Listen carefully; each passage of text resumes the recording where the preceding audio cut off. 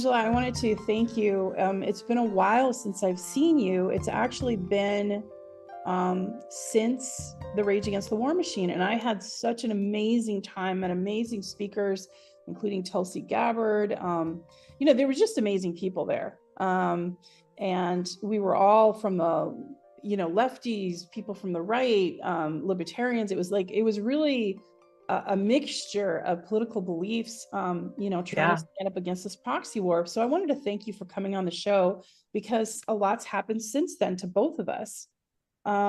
So your tweet caught my attention on X when you talked about the FBI contacting you. So could you, tell our audience who doesn't know a little bit about what happened and a little bit about who you are in the organization and what this meant? Sure. So I chair the National Libertarian Party. I'm essentially like the chairman of the board and the CEO. The election season is upon us, right? Our national nominating convention is at the end of May. Yeah. It's been circulating on social media lately, the FBI doing just crazy stuff like going to people's homes and questioning them about their anti-government or anti-Joe Biden posts. Right. So late last week, the FBI just straight up called the secretary of our national party, Karen Ann Harlos, and wanted to talk to her, about our social media accounts. And she, like the good libertarian she was like, "Ugh, I'm not talking to you. This is our attorney's name. You go look them up and talk to them." Yeah. Well, they did. So then they called our attorney, and he called me. Okay. And the first thing we thought are we being like trolled, catfished? Is this someone someone in India or Nigeria is trying to get our credit card information or our login? So he hangs up, and then he calls the field office just to see, and they patch him right through to the person that he was on the phone with. And we're like, okay, well, it's real. It does sound pretty ridiculous though, right? This is the FBI and we're calling to talk about your social media. Yeah, but like you said, you're seeing, and you saw the FBI officer who was saying, yes, we're doing this every day, all day. Like they're literally working for Joe Biden. Yes, clearly on his payroll. And what I've heard from speaking in people who used to be in national intelligence and aren't anymore because of the administration change is that Biden and his administration dumped a ton of money into the DOJ, into all the intelligence agencies to go after, election misinformation, basically competition. And that they've been, and that's not democracy. Right. That they think that there's, ever since Russian election interference, that they're just going to go after anyone and everyone who has a competing narrative. Okay. So, here we are. They sent us a letter. I circulated the letter on social media as well. A lot of people were skeptical. They're like, that's a fake letter. Everything is fake. Not everything is a completely made up conspiracy. So I shared the letter, and I had a call with them Monday morning as well to really go over it, me and the attorney, and just to talk to them. And there were two agents on the line. And they told us that a quote hostile foreign government had at some point accessed our social media account, Facebook specifically. And they gave me a date range, a number of months. It wasn't March, it was in the past. And everyone should change their passwords and put 2FA on. Well, I'm pretty sure Facebook makes you have two-factor authentication on now. That's something that I think they instituted in the last year. It was like 2FA or your account's gone. Right. So, we pressed, what's going on? And they said, well, this hostile foreign government, they've committed a crime. Okay. And you're the victim, one of the victims. What was the crime? Like, yeah. So what is the crime? Well, we can't tell you because the investigation is ongoing. Okay. And who's the hostile government? Well, we can't tell you that because the investigation is ongoing. Okay. But what it does is it gives them. So did they ask for more access to your social media, or what are they asking you to do? No, right now they're just asking us to change our passwords and put on two-factor authentication, which again, I'm pretty sure is required already. And everyone already had 2FA. Sure, we went through and did security protocol. IT got involved. They contacted Facebook and our login history is all wiped. It's all gone. This is interesting. Whoa. And it wasn't just recently. It was there. During the time of the alleged breach, we still had login history you could see. And Facebook said, talk to the FBI. And the FBI says, oh, well, we didn't talk to Facebook about it. And I'm like, well, how did you? I'm really unclear how this works. Maybe you can walk me through it. You don't talk to you don't talk to Facebook. FBI doesn't talk to Facebook. And you're not monitoring. You haven't been in our social media accounts, but you know that someone else was in our social media accounts. I'm just not really sure how that whole thing works out without someone being involved, communicating with Facebook. Well, we can't tell you that the investigation's ongoing, but we can tell you we didn't go into your Facebook. So they're denying that they accessed your social media account. Yes. A question, first of all, we'll talk offline, and I have a suggestion that I'll give you offline. Mm-hmm. But while we're here on the show, what I would like to do is talk to you about this. Okay. So first of all, they're telling you you're the victim, not being monitored and not being surveilled. They're denying that they're surveillancing you in any way. Yes. Right? Okay. Did you just ask them that point blank? Did you say, are you surveillancing any individuals in the Libertarian Party or us as a group? I don't think I worded it that way, but I asked if we were being monitored. Okay. And the response was no. Use the word surveillance. I will use the word surveillance. Yes. And then ask that. Because remember, there's ways to specifically go around certain language. Oh, sure. Monitor. Oh, sure. Yeah. So, and not that, but it sounds like they're denying it. But what does that mean? Like how, and like you said, very logically, how could you know that some foreign hostile government accessed if you're not? Right? Right. And this goes back to all the recent information that Michael Schellenberger has brought forward, that Matt Taibbi, that Edward Snowden brought forward about the mass surveillance that's being done, utilizing social media, utilizing NGOs and all kinds of, and actual intelligence officers. So I think the question too is, you were specifically contacted by the FBI. Oh, yeah. Did you ask them? Because who handles national security is NSA. That's a different agency. Yep. So they might not be surveillancing you, but NSA may be. So in other words, they're okay to say, no, we're not, but NSA is. It was so obvious to me. So just, be really blanket with them and say, and make a list of questions and go over it. And then I have someone who's an expert in this field who can help you.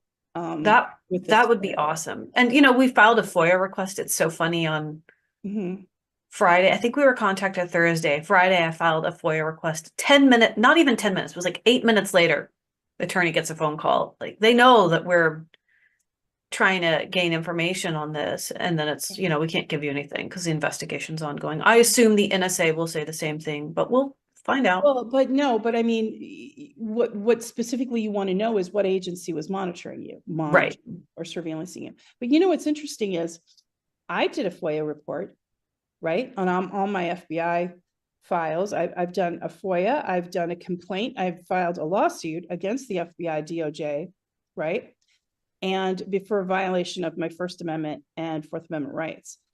Like you, but in a different way, I was contacted by an attorney for Twitter. This is before Elon owned it, and said, hey, we were contacted by the DOJ and the FBI to give over all of your information on your Twitter account, everything, right? And a grand subpoena. And I said, what is this about? And they said, well, we had to file a motion to even tell you. It's sealed. It's all sealed. So then I get a call. I called the FBI and I said, excuse me. I knew the agent. And I said, excuse me, agent. I won't say his name on air. Sure. You do I have a sealed case in Northern California? And they said, yes. And it's still sitting there. And it's got a grand jury impaneled. To this day, my lawyer can't find out what it is. No one said if I was a victim or not. But obviously I'm involved because they took, not only the Twitter attorney let me know that it wasn't just my Twitter account. It was everything, my emails, my phone, everything. So what intelligence does, they do what's called mirror reproduction, reconstruction, right? So they take your accounts, your phones, even probably, all the information that they can get, and they make a mirror reproduction of it. Then they go and they do a FISA hearing. And the FISA hearing is sealed, nobody knows. And that gives them permission from the government, because 99% of those go through they sail through with approval. Mine happened apparently in 2019. In this FISA hearing, they decide, okay, we're going to surveil this person or these people and watch this group. And then what they do is they go in and they have access to everything, every single bit of communication that you have, and they monitor it. And they see who you're talking to, what you're doing, what your meetings are. And it's going on with a lot of different American groups. And it happened to me as an individual American, because I was about to testify, as you know, in Congress against Joe Biden. Yep. And but I think even previous to that, just because I came out in forward about Joe Biden, about his corruption, about what he did to me when I worked for him, I was under surveillance, as are some January 6th people, as are the Hoover group. Remember the Hoover group? They are now facing 10 years in prison because they had a meeting with Friends of Russia. They didn't receive money. They have no ties to Russia. They're African-American socialists that, the activist has been an activist for 50 years. He's 80 years old. Yep. Chairman Amali. And they had their passports taken away by the US government, and they are now facing up to 10 years in prison. It's so wild how Hunter Biden can just do whatever he wants, and you've got this little old man activist going to prison. Right. And so back to your case, you're a group. Now you're quite different than the Hoover group. They're a socialist Black revolutionary group, right? But anti-war. And what their crime was if you read their indictment, it says they were sowing discord because they were speaking out against the war in Ukraine. They were speaking out against the US using Ukraine as a proxy to go to attack Russia. So my concern for you when I saw this tweet immediately was your organization organized the Rage Against the War Machine. Yeah. Many of us were there, including me. Tulsi Gabbard was there, and there were several other major people there that spoke against this proxy war and no more millions going to this. Isn't it interesting that now your group, and do you think there's a correlation? I mean, I do. I do think there's a correlation. I think it's just going to get amped up the closer we get to the general election. Okay. Yeah. Now, I don't know the Libertarian National Party right now. As you know, I'm in political asylum in Moscow. I am suing the FBI and DOJ for the First Amendment and Fourth Amendment rights violations. So that's right to privacy, right to free speech. My question to you is, do you feel, do the people in your organization, are they feeling silenced, worried, concerned, or are they feeling like, let's just keep having our meetings, let's just keep supporting who we support? How is that going? I mean, it's a mixed bag, like in 2022 at the National Convention, we took over from like the regime libertarians, the Beltway libertarians, the people who like didn't speak out against lockdowns and mandates, people who just want to be like centristy and toe the line. And the Mises Caucus and the people who generally aligned with us were like, we want to be bold and unapologetic. We are not here to pay lip service to the federal government, say nice things about it. We're going to call it out. And Maj Touré, who is an activist with the organization Black Guns Matter, came and did a talk, and he said it was very sobering talk, a little bit of a buzzkill, but very so timely. And I'm so glad he gave a talk. He was like, "You're not all going to make it. Like, you're not all cut out for this. Some of Mhm. you are going to drop out. You're going to be pressured. It's going to be too much. Mhm. So think about it. And, you know, the sentiment in the party is split. There are people who are like, I don't want to deal with this FBI stuff. I'm out. And then Yep. there are some of us who are just like ride or die. We're like, you know what? I signed up for this. I assume responsibility. I'm going to fight it. Um, Mhm. and I think it remains to be seen how it's going to shake out, but I'm really trying to motivate people and say, you know what, like the way to fight this is to go public with it, talk about it, make sure everybody knows what's going on so that you gain a little bit of, you know, like public sympathy Mhm. and immunity from, you know, having them do the same thing to you that they've done to Donald Trump. You got to get out right in front of it. Mhm. So I think we'll see, you know, what happens and how the membership feels, but some people definitely feel threatened. You know, and I certainly feel threatened, but I'm just going to move forward because I think it's the right thing to do. Well, by moving forward, the Libertarian Party has been moving forward with anti-war, right? You've Yes. been very like keen on that. And one thing that's happened since we've seen each other in last year is, of course, what's happening in Gaza. And, you know, yesterday you just had Israel violate two, the Geneva Convention and another convention, two Yep. treaties at once. And when they bombed an embassy, like Totally. yeah, and then killed foreign aid workers, two of which were American and Irish and British, and they were, you know, and so here we are in this moment, just it's escalating, right? And so now you have a response possibly coming from Iran because of the bombing of the consulate in Syria. So you have, because it was their leaders that were killed and Yep. targeted, and it was revealed that the drones that targeted these aid workers, it wasn't just one strike, it was three strikes. Like when they were trying to escape, the drone chased them and killed them and made sure So every single one was dead. It's horrific. And that's the world we're living in right now. And even a year ago, I don't think we could have seen the mass just carnage that's just unfolded over under the Biden administration. So I wanted to get your take on actions that the Libertarian organization is going to take. How do you feel about the upcoming election? Is it just useless? Is it a duopoly? Is there hope? I mean, I you think there is hope. RFK, but RFK is like full on in for Israel, and they're Yeah. obviously part of the military industrial complex. Yeah. And I think there is hope. I there's think that we have a real opportunity to move the needle on this and to say, okay. like, you've got to be good on this issue. To really bring it to the forefront of the public and to make candidates change their position, at least talk differently about it.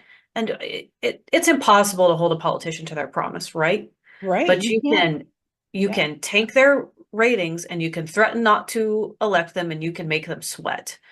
And that's what I want to do. I want to influence cabinet picks. I want to influence talking points. I want to normalize peace in the eyes of the American people. I want to normalize removing foreign aid from Israel.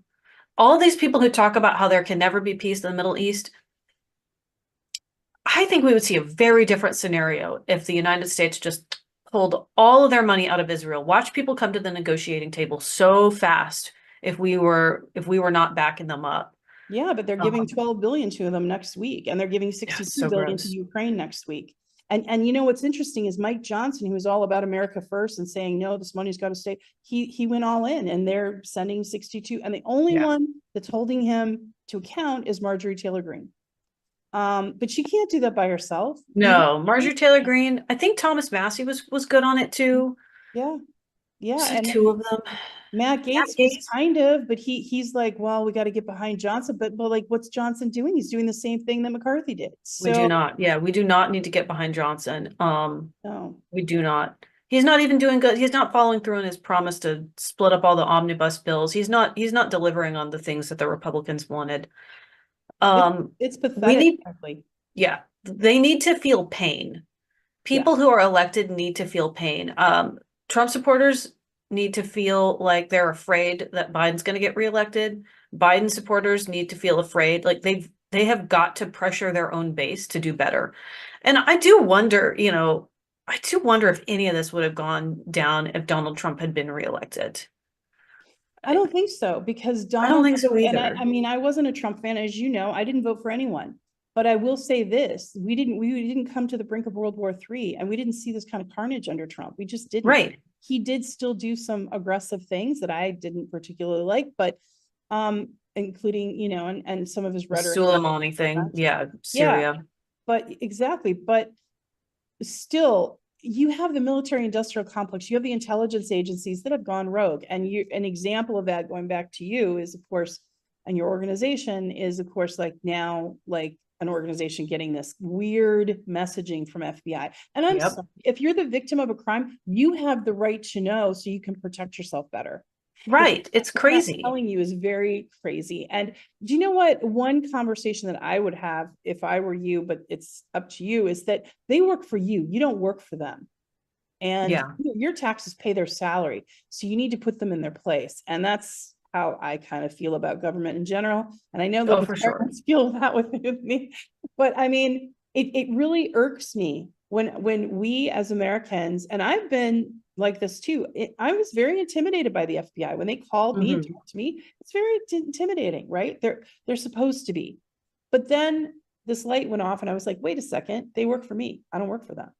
I Yeah. didn't commit any crime. I told the truth. I came forward. I came to them for help when I had a death threat. Who else do you go to but law enforcement if you're getting a death threat? I don't know. I mean, So, I had experience with the FBI one time prior, which was very icky, with a litigation client of mine who figured out that he was part of this whole scam, right, to get people to refinance their mortgages, except it just went into the pocket of some VP at one big bank. And watching them just bungle that whole thing and let thousands of homeowners just get defrauded because they were like almost about to catch the bad guy, and then the statute of limitations expire on this man's case and they didn't provide, and it was like the most, it was so incompetent. yeah. It was like, it's like if the people at the DMV had guns. That's what it made me think of. Like, I just was like, wow, you guys have access to all this information and firepower. And Yeah. you like, you Well, can't, remember they brought in, flash grenades and tanks to the Uhuru group when they raided them. it's so insane. And they're It's and like they're older, raiding a they're nursing 80-year-old, home it's with an 80-year-old couple having breakfast at their table with no weapons. a, And they brought in tanks and fire bombs and yeah, and took all their filing from the 40 years that they've been doing their work. And horrifying. that's what's interesting. I just feel like it's running amok. And you see Yeah. what happened to Trump, right? Oh yeah. So It's as an gross. organization, you've been very outspoken about the military industrial complex, about the intelligence Mhm. agencies, about being anti-war. And so did they talk to you at all about that or ask you, or did you ask them, are you telling me that we're not being investigated in any way? And did they answer those questions to your lawyer or to you? I didn't talk to them about our social media content. I'd asked them if we were being monitored, to what extent we were being monitored. And it was just no, no, we just, came across this information. Like, that's so good. I just don't understand how that works. If you could walk me through it, and they decline. Yeah. Okay. It's got to be the NSA. I mean, and we'll see. I'm going to file all kinds of document requests. I've already filed some. I'll follow up. But, I filed FOIA requests on the Libertarian Party as soon as I got elected 2 years, actually before. It's been about 2 years, and they just denied. They didn't turn it. I know that there were FOIA requests filed and answered at some point, though, during Ed Clark's administration. But that's been many, many years. That's decades ago. Well, what is I know that your next step is to file some more, try to get release of information, but Yeah. beyond that, do you have another Rage Against the War Machine action being planned? Do you have any other Yes. events? Okay. We are planning it for September. So we are in the early planning stages. There's going to be another rally that's not strictly an anti-war rally, but something kind of related that'll be happening the day after in Washington, D.C. So it's really going to be like rally weekend.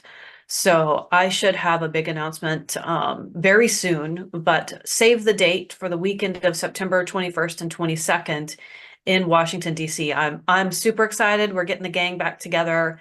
And I think that it's an excellent opportunity to talk about things like this and to signal to the presidential candidates, like, if you want our votes, you're going to have to commit to cleaning out the deep state, kick as much of it as you can, shut as many of these agencies down as possible, and to stop bombing the hell out of innocent people in Gaza. No more dead babies. I don't want to see it in my feed. I'm so over it. It's been hard. I've never seen anything like it in my lifetime. What's happening in Gaza? It's I mean, awful. I mean, we had something, like it going on in Iraq. You had Vietnam. You had Libya. You've had all these endless wars. Yeah. But I think because of the way social media is, we're seeing it daily in a way that So probably hasn't bad. been seen before. So it's very, but yet it's almost become, like you said earlier, we need to stop normalizing. It's becoming normalized, this level of Yeah. violence, and that's scary. I don't like to see that it be normalized. It's like I see it on my social media feed and I have to scroll past it fastly. I'm like, I don't want to see dead children. And I don't say that like out of from like the disrespect, but I just like can't psychologically handle it. And especially like knowing how like I feel so strongly about it, and then I feel powerless. It's like I'll do everything within my might, That's it, and but then I just that's an keeps interesting coming. reaction. But as an activist, you have to push through that Absolutely. and say, yes, we don't want to look at this, but this is what our government's funding. This is what, Totally. and then that's where action becomes, you get that. People are like throwing soup on paintings in Britain. I People know. need to be they need to be plastering these photos all over the streets is I think what needs to happen. Like that would maybe start to move the needle in the direction it needs to go in. So what is your thoughts on the US election as it stands right now? Joe Biden is still running. It's hard to believe that he is going to be present, as he's barely cognitive in any appearance. He can't answer even a reporter's question that came out today. That he's incapable. He just sniffs his way around the stage, So follows the yeah, cue. so are they going to keep doing this weekend at Bernie's kind of I thing? think so. I think that there's so much hubris Okay. and they just have so much contempt for the American people that they're going to push it until he drops dead on stage. And then they're just going to prop up Kamala or, if Uh-huh. whatever, and they're just going to try to force it down our throat. It's like bad medicine to a child. They're like, you will take it and you will like it. Right. So the other portion to this that I wanted to discuss is that, you know, it's really disheartening for the American people when they feel that they have no vote. They have no, like you Yeah. were saying earlier, they have no power. So what is the Libertarian Party getting behind any candidate as it stands right now? Or are you kind of waiting to see who the VP picks are? Are you waiting for candidates to change their mind? Or where is the Libertarian Party right now? It's a super close internal race right now. There's no front runner. Okay. There's no front runner. Our nominating convention is at the end of May, and as you mentioned, like Kennedy is interested. There's definitely some people in the party who see it as a ballot access opportunity, which it is. But there Okay. are also a lot of people in the party who just think that anybody who can't come out aggressively against what the Israeli government is doing right now is a no-go. Exactly. And I want to speak to you about that for just a second. I've met Robert F. Kennedy Jr. I was a volunteer at the Robert F. Kennedy Memorial, the 25th anniversary, when it was right after what happened to me with Biden. And he was a lovely person. I know Yep. him. I met the whole family. I was in the VIP area, and many of the things that they stand for, I had believed in back then. My views have changed a lot. I'm no longer and never will be again a Democrat, particularly the neoliberal Democrat that Yeah. today. It's just not conducive with any kind of social or moral fabric of the Democrats I used to know. And I certainly don't want to support the military industrial complex. But Robert F. Kennedy, his position on his embracing Shmuley, who is a pig. I'm sorry, the man is a pig. His tweets are his Zionist tweets are the grossest I've ever seen, and most racist and most disgusting. And the sexual content, it's disgusting. And he's It's weird and bizarre. RFK's campaign. I think what it is that Mossad is a very strong. Mossad is probably one of the best intelligence agencies in the world. Yeah. Even above CIA and MI5, MI6. They work in collaboration a lot of times, but they have technological abilities that are amazing. And I think RFK is compromised. And frankly, the fact that his daughter-in-law, who's former CIA, and I don't know if you read her memoir, but I did, she's still locked in with that agency. I don't believe him anymore. He says he wants to get rid of CIA. He says he wants to, do all that, but yet he's down for Israel and AIPAC money. And by the way, millions of dollars went to Biden's campaign from AIPAC. I mean, it's millions over the years. But, and we have a lot of politicians owned by that. So I can't get my head around RFK. What is your thoughts on that? Let me think I think that the man has had a sincere political awakening since 2020. And I think he's still on the way to wherever he's going, psychologically, ideologically. And so it's hard to run a race. Yeah, it's hard to run a race when you're not finished arriving somewhere. Right. And I think that you're probably right about the agencies. I think they've taken a great interest in his race. Mm-hmm. And yeah, the Israeli government is, I'm not down with it. He's super sweet. I don't get to decide who our nominee is going to be. No, but your organization could get behind someone. Yes, that's what I'm asking. But you got to get all the delegates. You got to get 51% minimum of 1,000 plus delegates who got behind the Rage Against the War Machine rally and who are very passionate anti-war activists to do a 180 and say it'll be okay for 4 years. And Tulsi too, because I met Tulsi. I liked Tulsi. I respected her. I respected her so much. And then again, Israel. And it's like, what happened to your anti-war stance? I don't get it. There's a genocide happening, and no one's even mincing words anymore. The rest of the world, which is 3/4 of the rest of the world, is calling it a genocide. So it's not even a question. Remember, there was a whole debate about that. And now the amount of people that are dead, 70% of which are women and children, civilians, what else do you call it? What other word? You go to thesaurus.com and you type in genocide and you call it okay. I don't know, and so Tulsi disappoints me, but I know that there's an aspect of that and her ties to India. So I'd love to hear her rationale now, especially after the last few days events and the military industrial complex. How does she talks about that, but yet she's embracing it with this? I don't get it. I think that it's challenging. It's more challenging, I think, for people who are part of the institution to break completely free of it. And so the most generous interpretation I can give, and I try to be very generous, because I'm a public facing figure and people get upset with me when I just start slicing people down, is they haven't fully arrived. And we get so excited, those of us who we're not part of it, we get so excited when we see someone leave the institution of the Democratic Party or their, reverence for the federal government. But sometimes it's a journey, and it's like, how do you not see it? And they just genuinely don't. I get you on that. But when you're electing them to office, you need to hold them accountable. And that's the thing. Once they get in there and they have the power, they can just blow you off. And that happens again and again and again. Yeah. Right. And I try to think about we can't risk it this time. Yeah. I try to think about, the opportunity I have from my position of influence to influence, this is what people want to hear.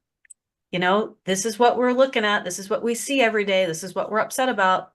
Scroll through and see it, read it, have this emotional experience for a few minutes. And so I do that, that's an opportunity I have. And so I'm trying to take that opportunity. But, there are a lot of libertarian candidates running who are 100% no on the United States giving money to Israel. Just $0, cut it immediately, one and done. So there are a lot of voices competing, to get the word out on that. No, I don't think they're going to get elected to be the next president of the United States, but they can help move the needle in the right direction, I think, and that's really important. So who are the libertarian candidates that are going to be running for office? You've got Michael Rechtenwald, who is actually a former Marxist who experienced cancel culture very savagely in about 2018 when things were really woke and crazy. And he's become a bona fide libertarian. He's very, very passionate on anti-war being a strong position of his. No foreign aid to Israel. Like he's tried and true, dyed in the wool. Mike Termott, who's also been very active in the anti-war movement. He's a former police officer. He's an interesting guy.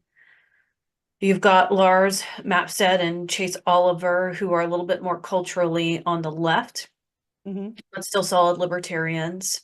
Jacob Hornberger, who is an attorney who was associated with the Mises Caucus in the past. He's a hardcore anarchist, wants to get rid of the entire government. Also very anti-war. And then Josh Smith, who is also very anti-war, was a former vice chair of the National Libertarian Party. So you've got some really strong anti-war voices. The sentiment is definitely there. Interesting. Yeah. And that's good because, right now you have this movement with ballots where they're simply taking names off the ballots like they did. Oh, totally. Yeah. They're just removing the competition, or they're litigating them like they did with Trump and removing political opposition that way. Yep. So now you're dealing with the FBI and in this kind of thing. Do you feel like part of this was to scare you? Because one of the things the attorney thought was they were trying to scare me. They were trying to scare me into silence. So that could be, but and in your case, do you feel like they're trying to scare your organization or get rid of members or just kind of, Yeah, I think they're trying to scare us. I think they want to freak out our members. And I think, from my perspective, the whole document is, hey, you've been compromised by a foreign hostile government, right? So now they have an excuse to go in and shut us down if they think we're too compromised or we can't clean up our mess. Oh, wow. It's just to shut us down. It's just that they fired a warning shot, I think, first. And certainly they were very polite on the phone. Very nice agents. Very professional and helpful. They just want to help. I'm here. Hi, I'm from the government. I'm here to help. But we all know how that story goes. Well, they're talking to libertarians, so they must know at some level. You're like, no, I don't think you're here to help. Yeah, I felt like I was like it was a joke. It's like, am I being like, is there a hidden camera? Yeah, right. You're being punked. Yes, actually there is, but not in that way, right? Right. So I don't know, because you ran for office in California in the past, right? I did. Have you ever seen this level of intimidation and mass surveillance by the agencies, or were we just not paying attention? Because I was around in politics the same time you were, and you're younger than me, but you know what I'm saying? Like we're in the same ecosystem for a while. And I feel like I just kind of woke up in 2019 to all of this. And well, it started in 2018 with social media. Okay. A ton of libertarian accounts, the Free Thought Project, candidates, a lot of really cool stuff just got wiped right off. Really? So that was the first year that we noticed it. A ton of libertarian social media content, like small L, not party member stuff, just gone. Free Thought Project, I think, was the most prominent one. It was very like related to cop block, anti-police surveillance activity, less like party oriented, more just like very just like general libertarianism, civil liberties, that kind of stuff. Right. A ton of stuff though, all just gone. That was the first year we noticed. And it was the first year, I mean, that was a rough year for us election wise too. We had people who were seated in the state house, in several different states. They lost their elections. Like, we felt like people really came for us that year. Probably also somewhat of a reaction to Donald Trump and people being like, it's the most important election of our lifetime, and that attitude. Interesting. And have any of your members of your organization been targeted personally or questioned by the FBI? Or is this just been to the Libertarian Party in general? I don't know yet. I mean, I think probably a couple have, and they don't want to come forward and say anything yet. But I will encourage them to do that. Okay, gotcha. I know that some had been in the past for sure. Michael Heiss, the founder of the Mises Caucus, he talks about them coming to his house after a anti-Federal Reserve protest, but that was several years ago. Okay. So this is all happening, and you're watching the Hoover group go through what they're going through. Yep. And I know that members are aware of what they're going through because in fact, their hearing, I think, is in September. Their sentencing. And so we've been trying to raise awareness. Like, some people that I know have been trying, and actually Tucker Carlson had them on, which I really appreciate that he lifted their story because they were being generally ignored by Yes. the media. A lot of people are afraid to associate with them because they're going to get in trouble too. And I understand, but if we don't kind of stick up for people, it's like first they came for the whoever, and I didn't say anything. It's like that. Yeah, and if a bunch of different groups got together collectively, it would have more power. Yeah. And people are afraid, I was criticized for talking about this publicly. People are like, oh, that's going to turn off members. Oh, that's going to, like, well, okay, you know what? This is the Libertarian Party. It's not the centrist, we revere government agencies party. We're going to have to talk about it. Yeah, I mean, you're having people from the Communist Party be targeted. You're having people from, I believe, Diane Sayre and her group. Yep. That group being targeted. Yep, absolutely. Yeah. Well, they've been targeted by the CIA for a long time, the LaRouche supporters. Yeah. And then, of course, you have, Republicans are being targeted. Donald Trump is being targeted in a way that's unprecedented. I mean, I've never seen so insane. Yeah, I mean, I worked in congressional races for Democrats, and I remember, the opposition research. I remember the tactics. I remember the way we went, and I didn't like it then and that's one of the reasons why I was really turned off by it, because it was very aggressive and very negative. And I didn't see the greater good more and more as I got into it. And then, of course, working for Biden was the final straw and what happened to me. But the corruption is very deep.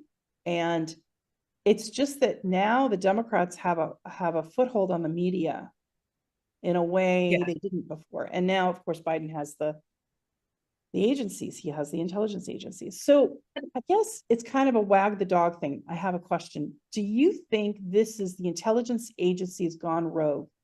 Or do you think this is the elite Democrats that are using them? Which is it? Or is it a combo of both? Are they enmeshed? I think it's a combo. I mean, I really think that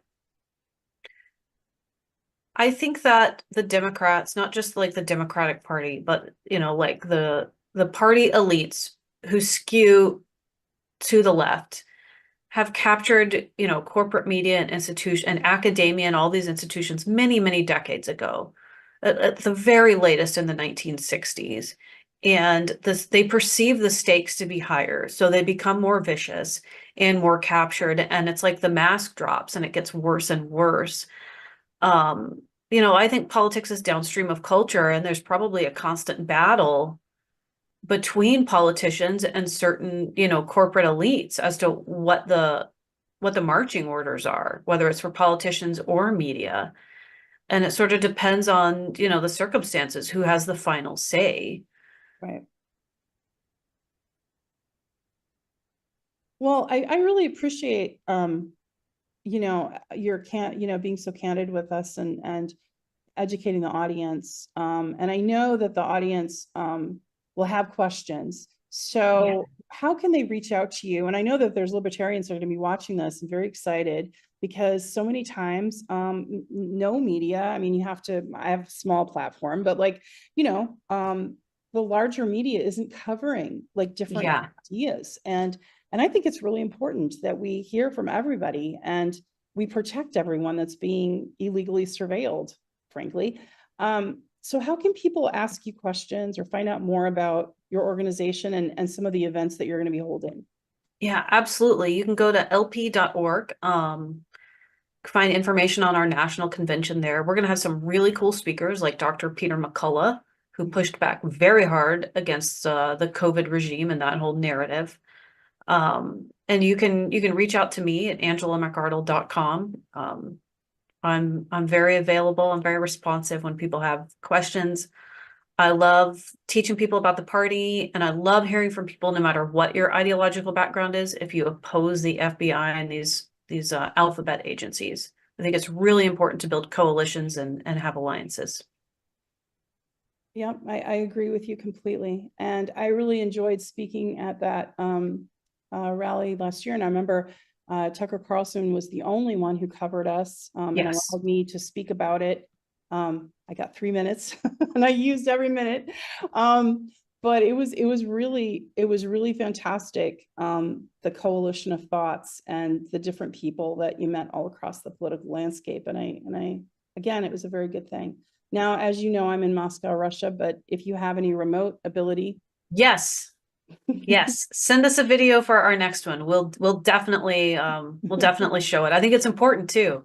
Oh, thank you. It's important to show that you're stuck in Moscow. Yeah. Well, and it was interesting because when I got the news that I couldn't go back, right? I mean, I packed for 5 days, Angela. Like I don't know if you knew that, but like I was here for a week and I was here to oversee my book translation. And then I was going back. I have a daughter who's grown and I have pets. I had pets like at home, like waiting, that had pet sitters, but still, yeah, of course, whatever. So then I got the news that if I went back, I was, going to be probably arrested. And there was that sealed case I told you about earlier in the show, all FBI, DOJ stuff. And I was really angry. So I said, I want a press conference. So I luckily, I was accommodated and I had a press conference, an international press conference, and I announced it right there, like what the US government was doing to me because I was about to testify against Joe Biden. Now, of course, they made me a villain. They called me a traitor. They said I defected. How could I defect? This isn't Soviet times. We haven't defect to what? Yeah, exactly. I mean, Russia's a capitalist country, just like the US. They're not communists. Like, I don't know what the Cold War stuff is about. It's weird. Everything is inverted. We're fighting Russia, but the people fighting Russia are communists. I don't understand. Yeah, right. And the people, it's the elites. The elites in our government want an enemy and want to justify that $1 trillion defense budget. But anyway, I decided to just go public, much like you're doing. And I think I really appreciate your bravery. I appreciate you coming out. I hope that more than just CBS and Epoch Times have you. I hope that other, I'm going to try to lift this podcast and our conversation because I want other media outlets to lift your story and because, in my eyes, you're safer, right? As an organization, if it's visible, like what Absolutely. they were trying to do to her and what they're trying to do with Donald Trump with those gag orders is silence people. And I'm glad you're not going to be silenced, Angela. Thank you. Thank you so much for your support. I really appreciate it. It's like everything is just crazy right now. And so any little bit of support I get is super helpful.